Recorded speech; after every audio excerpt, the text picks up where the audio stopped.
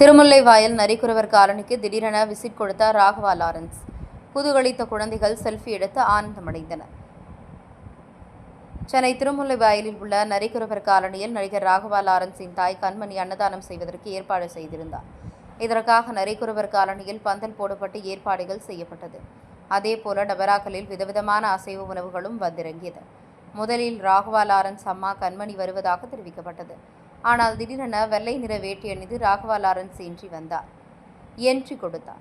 இதனால் அங்கிருந்த குழந்தைகளும் பெரியவர்களும் மகிழ்ச்சியில் குதூகலித்தனர். பின்னர் அலைமோதிய கூட்டத்தில் அங்கிருந்த குழந்தைகள் பெண்களுடன் ராகவா லாரன்ஸ் செல்ஃபி எடுத்துக்கொண்டார்.